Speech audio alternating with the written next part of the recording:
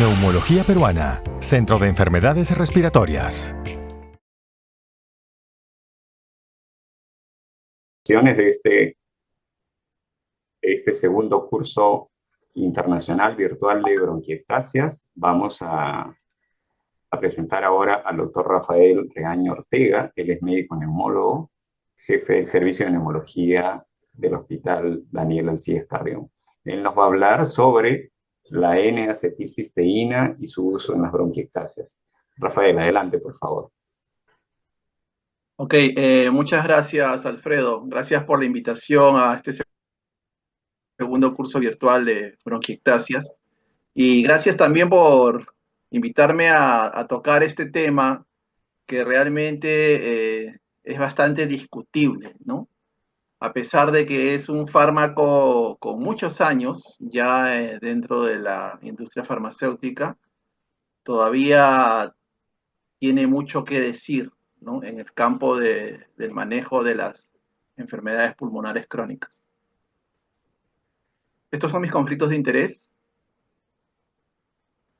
Y vamos a empezar diciendo, básicamente, que la popularidad de la N-acetilcisteína pues ha venido ganándose a lo largo de los años, ¿no? Desde que fue lanzada en los primeros ensayos clínicos por Webb en el año 62, ¿no? Como un profármaco de cisteína, ¿no? Y cuya estructura la mostramos aquí en esta primera diapositiva, en donde el grupo carboxilo tiene un rol bastante importante, que eso lo vamos a ver más adelante. Clásicamente, esta N-acetilcisteína tiene la acción de licuar el moco, ¿no? Al reducir los enlaces disulfuro en las proteínas propias de la secreción mucosa, ¿no? Esta mucina, que es uno de los componentes del moco, es rica en cisteína. Y esto fue demostrado en estudios in vitro por Scheffner al año siguiente de la publicación de Webb.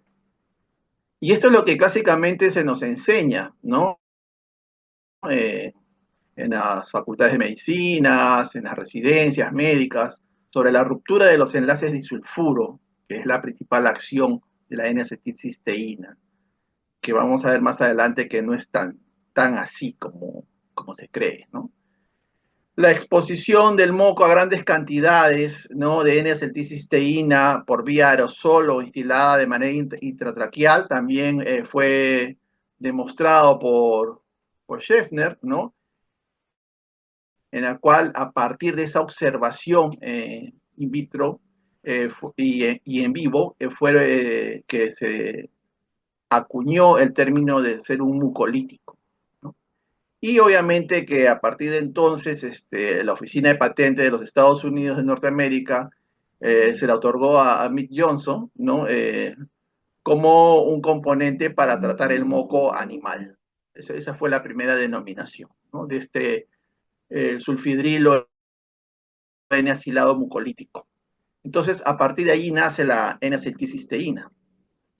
La acción de N-acetilcisteína, ¿no? O acetilcisteína, como se le conoce comúnmente, sobre los mecanismos fisiopatológicos del desarrollo de las bronquiectasias propiamente, que es el tema que nos toca mencionar el día de hoy, es muy variado, ¿no? Sabemos muy bien que las bronquiectasias se caracterizan por tener una infección, ¿no? Crónica del área afectada, con daño epitelial, hipersecreción de moco, y que esto, por lo tanto, trae consigo una alteración o una reducción del clearance o aclaramiento mucociliar, ¿no? Y también la consecuente obstrucción de la vía aérea producto de la secreción mucosa y de la deformidad estructural propia de la bronquiectasia. Todo esto genera una serie de mediadores inflamatorios, conocidos muy bien por todos nosotros, como son el factor de necrosis tumoral alfa, la interleuquina 8, los leucotrienos B4, que traen consigo la perpetuidad de la inflamación y la aparición del famoso vórtex y círculo vicioso tan descrito por en los capítulos de bronquiectasias, ¿no? En todas las partes del mundo. Y esto asimismo trae consigo una respuesta de liberación de especies reactivas de oxígeno, las tasas y metaloproteinasas de la matriz, ¿no? que en suma llevan a un daño de la vía aérea y una perpetuación de la misma, ¿no? del daño.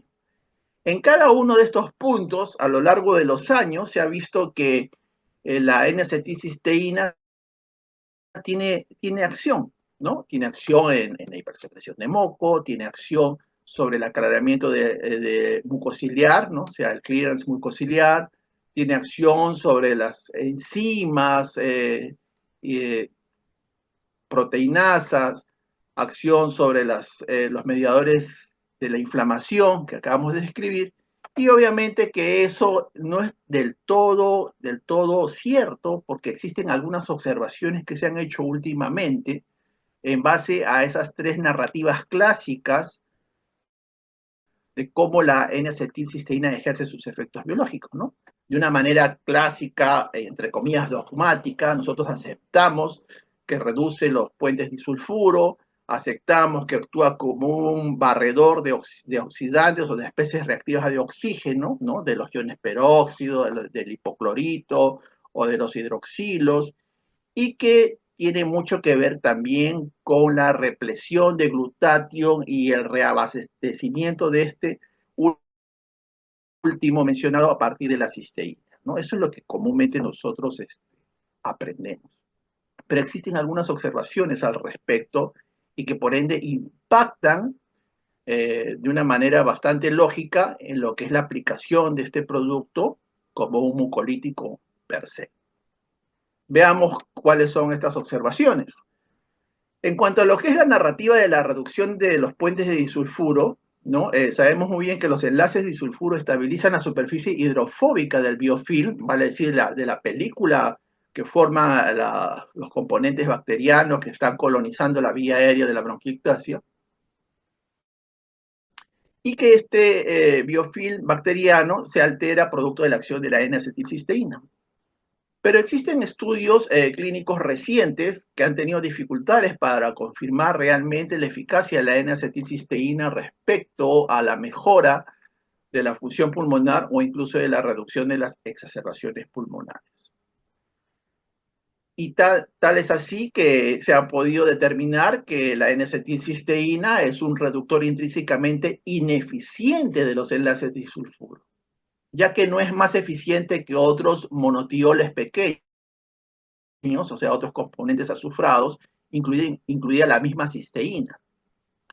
Es más, se ha podido determinar en estudios in vitro que la constante de la velocidad para la reducción de estos puentes de sulfuro por parte de la N-acetilcisteína es muy baja. Y en experimentos realizados en animales se ha podido determinar que la aplicación de forma endovenosa de este fármaco, ¿no? de este profármaco de cisteína, ¿no? Alcanza concentraciones bastante mesurables, causando una reducción de la cisteína, ¿no? de ese componente disulfuro de cisteína o cisteína proteína o de disulfuros del factor de von Willebrand en el torrente sanguíneo. Y es posible que esta reducción de cisteína o de los disulfuros mixtos de cisteína-proteína sea un mecanismo por el cual realmente se aumenta la disponibilidad de cisteína que se encuentra reducida en la circulación. Entonces, estas observaciones son vistas a raíz de las instilaciones parenterales, por un lado. Pero cuando se han hecho observaciones de la administración oral de N-acetilcisteína, realmente las concentraciones son muy bajas en circulación sanguínea. Por lo tanto, es la vía con menos probabilidad, vale decir, la vía oral, de favorecer una reducción directa de disulfuros, ¿no? De los puentes de disulfuro en la circulación o en otras partes del cuerpo. Entonces, realmente resulta sorprendente que utilizar N-acetilcisteína por vía oral, normalmente que se promociona en forma de comprimidos efervescentes o polvos para disolver, sea comercializado como un expectorante, ¿no? Parece poco probable realmente que este fármaco administrado por vía oral pueda llegar a nivel pulmonar en cantidades suficientes para provocar realmente una reducción de esos puentes de disulfuro dentro del moco. Por lo tanto, este beneficio que se le ha brindado de ser administrado por vía oral, ¿no? Para licuar el moco, realmente ha sido extrapolado, ¿no? De la observación hecha por vía intrabronquial, que es una situación totalmente diferente y a unas concentraciones también totalmente diferentes. Entonces, esta es una primera observación que debemos determinar. Existe un punto de investigación aquí importante, con un seguimiento más largo, con una mayor cantidad de población de estudio para poder determinar si concentraciones orales mayores realmente pueden resultar beneficiosas. Y eso vamos a ver más adelante de qué se trata. Otro punto importante es la parte de la narrativa de la depuración de los oxidantes, de las especies reactivas de oxígeno, por ejemplo, ¿no? Y esto nace a partir de esas observaciones que se hicieron en animales también, en ratones, ¿no? Que eran expuestos a humo de cigarrillo, por ejemplo. Entonces, esto hacía suponer que el humo de cigarrillo contenía estas especies reactivas de oxígeno y que por lo tanto podía utilizarse la N-acetilcisteína para depurar estos oxidantes. Pero las observaciones más concienzudas que se han realizado realmente nos determinan que la reacción del peróxido es muy lenta e incluso es indetectable en el superóxido, y que la única reacción rápida es con los iones hidroxilos, que aunque puede resultar irrelevante. Otra sustancia reactiva como el hipoclorito, por ejemplo, ¿no? Puede resultar más reactivo que el peróxido o el superóxido, ¿no? Pero no ofrece mayor beneficio, por ejemplo, en cuanto a lo que es una diferenciación en reactividad con cisteína, por ejemplo, o con glutatión, ¿no? O incluso con la misma metionina, que son tioles que también podrían cumplir un rol muy similar. Y finalmente, el tercer punto de la narrativa de los mecanismos de acción de la N-acetilcisteína es la reposición de glutatión, tan difundida dentro de lo que es la industria farmacéutica, ¿no? Que N-acetilcisteína repone esos desabastecimientos de glutatión, ¿no? Que se producen en las enfermedades pulmonares crónicas.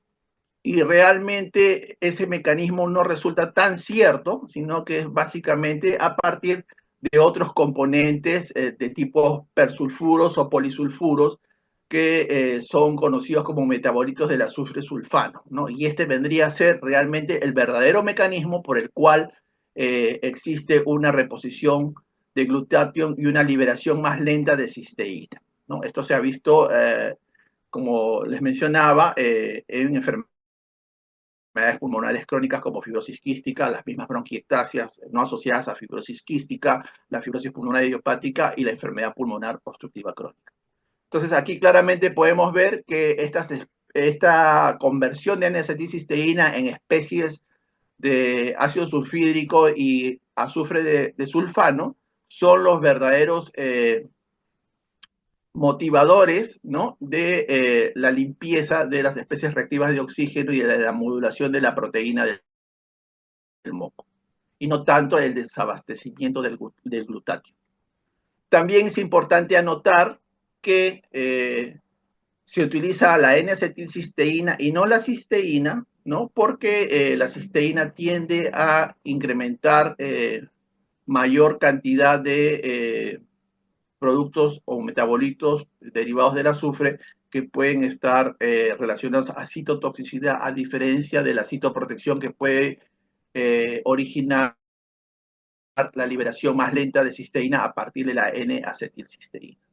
Entonces, la N-acetilcisteína exhibe acciones farmacológicas que van más allá, ¿no? Van más allá realmente de la actividad mucolítica, ¿no? ¿Y cómo podemos nosotros determinar eso? Pues básicamente en este gráfico podemos evaluar que la N-acetilcisteína no solamente tiene una actividad mucolítica, que ya la hemos mencionado, que ha sido determinada a partir de concentraciones importantes in vitro y que ha sido extrapolada a la vía oral con resultados no tan claros, pero también tiene una actividad antiinflamatoria, ¿no? Modula muy bien la activación de citoquinas, la activación del factor nuclear kappa beta, ¿no? Producto de la acción inflamatoria tras la exposición a antígenos, sobre todo de origen bacteriano, y también tiene una acción antioxidante que ya la hemos mencionado. Pero sobre todo, algo muy interesante resulta su actividad anti-biopelícula o anti-biofilm bacteriano, ¿no? Por la inhibición competitiva con la utilización de cisteína, una reacción a los grupos sulfidrilos con las proteínas bacterianas y una perturbación del equilibrio de las células bacterianas a través del metabolismo redox, ¿no? Entonces, esto es bastante importante de anotar que la N-acetilcisteína tiene una actividad antibiofil bastante importante y que más adelante vamos a ver algunos trabajos con los cuales queda demostrado esto. Y sobre todo es importante también determinar que la acción de esta N-acetilcisteína está determinada por la concentración y por el tiempo de su administración. O sea, tiene que haber, como lo ilustra muy bien esta gráfica en este triángulo rectángulo de color celeste, que a mayor concentración de N-acetilcisteína, mejor efecto sobre los mediadores de la inflamación, básicamente los conocidos como factor necrosis tumoral alfa, interleuquina 6, interleuquina 8, interleuquina 1 beta, por ejemplo, ¿no? Y a través del tiempo, para poder modular realmente la respuesta frente al biofilm o biopelícula bacteriana, ¿no? Que lo forman por lo general los lipopolisacáridos de las bacterias gram negativas, el ejemplo clásico, la Pseudomonas aeruginosa, por ejemplo, o el Staphylococcus aureus, ¿no? Entonces, veamos un trabajo sobre el efecto de la N-acetilcisteína sobre la biopelícula o el biofilm y la implicancia que tiene en el tratamiento de las infecciones del tracto respiratorio. Este trabajo de Francesco Blasi, bastante conocido, ¿no? En el cual nos remarca la importancia que tiene el efecto de la N-acetilcisteína sobre los biofilm, ¿no? Debido a la aparición de la resistencia sostenida y variable de los antibióticos que son administrados de manera oral o de manera parenteral, ¿no? En forma recurrente en estos pacientes que tienen bronquiectasis, que son colonizados con bacterias que todos conocemos. Debido a la acción de esta biopelícula o biofilm, existe una penetración reducida de estos fármacos, ¿no? A través de esa sustancia polimérica extracelular y por lo tanto impide realmente una acción bactericida significativa, ¿no? Esto también está determinado por la presencia de las células vegetativas o se le conoce también como las células o bacterias planctónicas que crecen en el biofilm, ¿no? Con un crecimiento lento, en un entorno anaeróbico, ¿no? Que la hace menos susceptible a algunos antibióticos, vale decir betalactámicos, aminoglucósidos, que son los que principalmente se utilizan en el manejo de la bronquiectasis, ¿no? Y la presencia de estas células persistentes que son altamente resistentes, ¿no? a los antibióticos y posteriormente generan células o bacterias en estado vegetativo dentro del biofilm y se convierte esto en un círculo vicioso. Entonces, existen diferentes etapas de desarrollo de biofilm, ¿no? Desde las etapas tempranas que pueden ser muchas veces reversibles hasta las etapas tardías donde ya se consolidan las colonias de las bacterias en estado vegetativo o planctónicas, ¿no? Para formar toda esta biopelícula, ¿no? que llega muchas veces a embolizar a distancia las áreas afectadas, ¿no? Haciéndose mucho más resistente al tratamiento antibiótico convencional. Por lo tanto, en actualidad lo que se busca es romper este problema, ¿no? Actualmente la resistencia del biofilm bacteriano frente a los antibióticos es un problema grave. Y se han venido estableciendo una serie de estrategias antibiofilm, ¿no? Para poder llegar con éxito con los antibióticos, ¿no? Por ejemplo, existen trabajos como este que les muestro aquí, en el cual la N-acetilcisteína evita la adherencia bacteriana y la formación de biofilm utilizándose recubrimientos como por ejemplo el chitosan, ¿no? Que perjudica la formación de biopelícula, biofilm, sin inducir efectos citotóxicos, ¿no? Clásicamente estos coadyuvantes permiten un accionar de disrumpir, ¿no? O quebrar la formación del biofilm para que pueda penetrar adecuadamente el antibiótico y pueda destruir, en este caso, la bacteria, ¿no? Este es un trabajo, por ejemplo, hecho con Staphylococcus aureus resistente a meticilina, con un componente en base a N-acetilcisteína asociado a chitosan, ¿no? En el que claramente se puede observar en las gráficas de las columnas, ¿no? Cómo disminuye la concentración de bacterias, ¿no? Producto del efecto coadyuvante que permite una mejor penetración a través del biofilm. Existen una serie de trabajos, que muestro acá como ejemplo solamente, in vitro, que demuestran actividad antibiofil de la N-acetilcisteína, ¿no? Contra patógenos bacterianos, bacterias gram negativas, gram positivas, clásicamente conocidas, y hasta levaduras como en Candida albicans. Entonces, existen, como les decía, estrategias antibiofil, antibiopelícula bacteriana, ¿no? Muchos de estos trabajos son realmente in vitro, no se necesita todavía más trabajos para un seguimiento mucho más largo y una aplicación clínica que pueda demostrar su validez, ¿no? Su validez externa.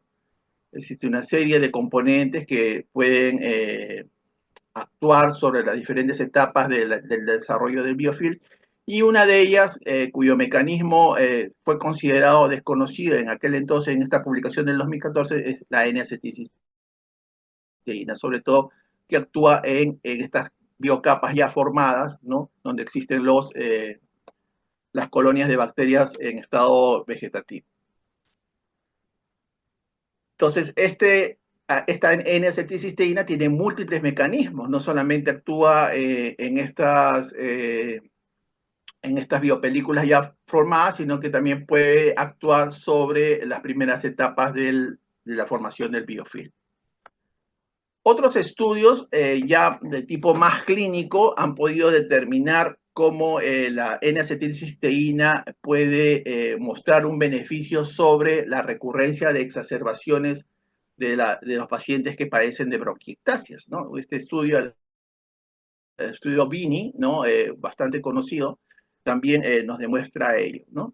Este es un estudio clínico aleatorizado, controlado y multicéntrico, ¿no? En el cual se eligieron pacientes que fueron sometidos a la N-acetilcisteína versus un comparativo con un grupo control, pacientes diagnosticados con bronquiectasias, que tuvieran básicamente una valoración de la tasa de exacerbaciones en un año, el tiempo de duración hasta la primera exacerbación, el volumen del esputo en 24 horas, la función pulmonar y marcadores de la inflamación, y obviamente una valoración de la calidad de vida y la presencia de efectos adversos para valorar seguridad, ¿no? Del medicamento, con un seguimiento a lo largo de 12 meses con visitas programadas, como se hacen en todos los ensayos clínicos aleatorizados. Y lo que se pudo ver es que el número de exacerbaciones era menor en el grupo de N-acetilcisteína comparado con control, ¿no? Con un P estadísticamente significativo, y obviamente que los pacientes que no tenían exacerbaciones era a favor del grupo que utilizaba N-acetilcisteína, pero no había una diferencia significativa en el tiempo de aparición hasta la primera exacerbación cuando se comparaba con el grupo control.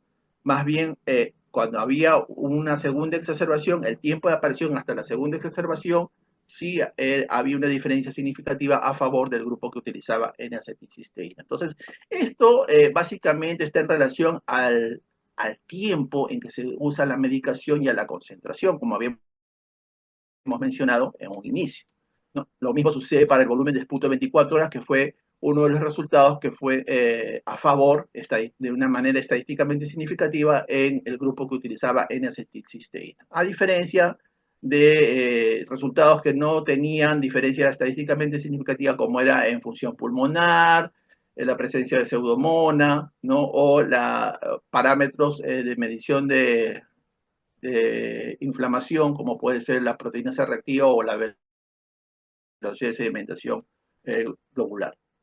Otro trabajo también que ilustra el efecto de la acetilcisteína sobre la inflamación de la vía aérea y la calidad de vida en pacientes con bronquiectasias es liderado por Hayaram, en el cual se utilizan dosis altas de acetilcisteína administradas por vía oral, ¿no? Estamos hablando de una dosis de 2.400 miligramos al día, ¿no? Es un trabajo bastante reciente publicado que fue hecho antes de la pandemia y que fue interrumpido por la pandemia, ¿no? También es un estudio piloto prospectivo doble ciego aleatorizado con grupos paralelos, ¿no? Donde se hace un seguimiento de 6 semanas con una población bastante pequeña, ¿no? Esta es una de las limitaciones del estudio, pero en el cual se ofrecía 1.200 miligramos 2 veces al día, ¿no? Que hacía un total de 2.400 miligramos y se hacía una valoración clínica de los pacientes a través de la escala de disnea, el cuestionario de bronquiectasias para evaluar calidad de vida, el score FACET, ¿no? Y el score de índice de severidad de bronquiectasias y el análisis de Spunt. El objetivo del estudio fue básicamente evaluar la eficacia de la N-acetilcisteína sobre la elastasa del neutrófilo en el esputo, ¿no? Un marcador de exacerbación. Y también como objetivo secundario era básicamente analizar el impacto que tenía la N-acetilcisteína sobre la mucina 5B del esputo, la interleuquina 8, la función pulmonar, la calidad de vida y los efectos adversos, ¿no? Lo que se pudo ver básicamente fue que los niveles de la tasa de esputo a las 6 semanas, ¿no? En el grupo de N-acetilcisteína tenía valores más bajos, hasta un 47% en comparación con placebo, y que otros marcadores inflamatorios adicionales como los niveles de mucina 5B en el grupo de N-acetilcisteína fueron 48% más alto en comparación con placebo. Esto no se pudo determinar claramente por qué fue. Puede haber algunos sesgos, ¿no? Sobre todo por el escaso número de pacientes y también por la interrupción del estudio, ¿no? Y los niveles de interleuquina 8 se mantuvieron similares en ambos grupos. En cuanto a la funcionalidad respiratoria, hubo, tanto en los valores pre y post broncodilatadores, un incremento de la función pulmonar en el grupo que utilizaba N-acetilcisteína, ¿no? A diferencia del grupo placebo o grupo control. Y como última parte de esta revisión, queremos anotar que existe también un amplio desarrollo de la utilización de este producto en la actualidad para poder obtener beneficio de la utilización de antibióticos en los pacientes con bronquiectasias, ¿no? Y sobre todo a través de nuevas tecnologías, ¿no? Como es la nanotecnología, por ejemplo, ¿no?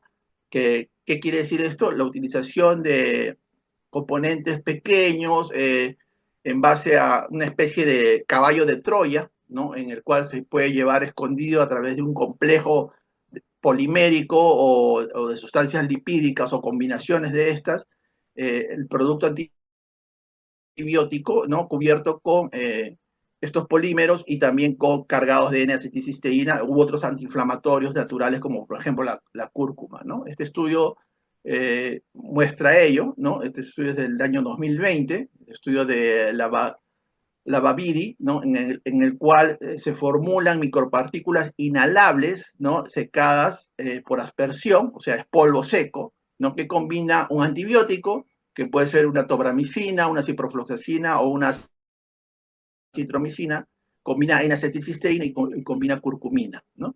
Y se hace una valoración de la acción antibiótica, ¿no? De estos componentes de partículas multifármacos, ¿no?